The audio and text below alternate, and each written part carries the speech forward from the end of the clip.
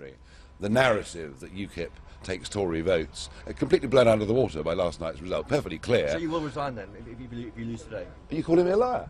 No. So is that a commitment? What do you make, Mr Farage, of the national picture with the Conservatives apparently forming a... Well, I just think nothing will change. I think we're going to go on running massive budget deficits. I don't think very much is going to change. I would like to see the Conservative Prime Minister break one promise, which is the maintenance of the Barnett formula, and he pledged, before the Scottish referendum result that would continue, and that strikes me as being ludicrous. So I hope he'll do that, and I think there'll be many on the Conservative backbenches that will urge him to do so. And we'll let you go to your account, but could you tell us what you think about the SNP surge in Scotland and what that means for the UK? Well, it shows political change can happen, but it's odd, isn't it, that you get a first-past-the-post system where a party can get a minority share of the vote and win nearly 100% of the seats, and by the same contrast, you can get a party that wins, clearly the third popular share of the vote and hardly anything in the House of Commons. So I do think the system is bust, and I do think there'll be great demand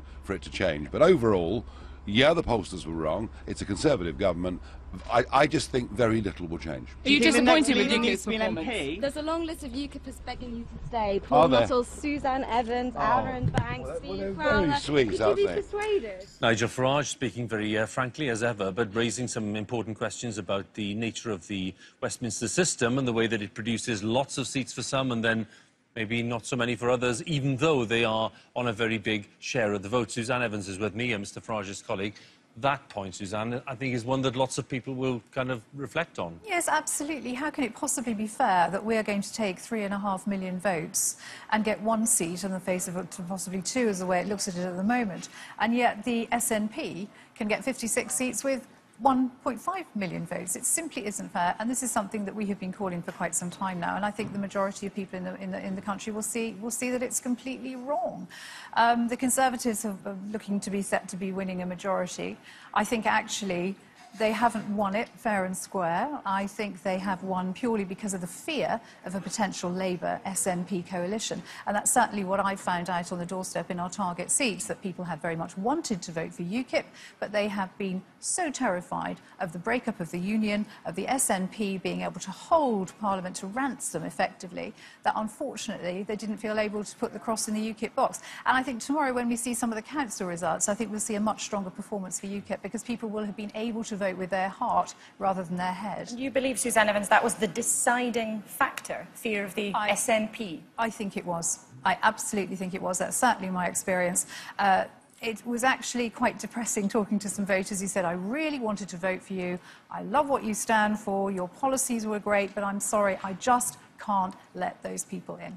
Certainly some Conservative candidates we've been talking to in the last couple of weeks did feel that in the closing period of this long campaign, that the SNP strategy that was played, according to Suzanne Evans, very effectively by the Conservatives, was a wedge that was driving some UKIP waverers back towards them. However, whether it will have been proven to be the top deciding factor, that's quite a claim to make at this stage. However, Lord Ashcroft... I think we'll see when we see the council elections tomorrow and see if there's any discrepancy there between the amount of vote share we have for council elections as opposed to the national share for Parliament. But we've done incredibly well. I mean, this night is a very bittersweet night for us, I think. I'm devastated that Mark Reckless has lost his seat. Devastated. He's been a fabulous constituency MP. He will be an extraordinarily hard act to follow.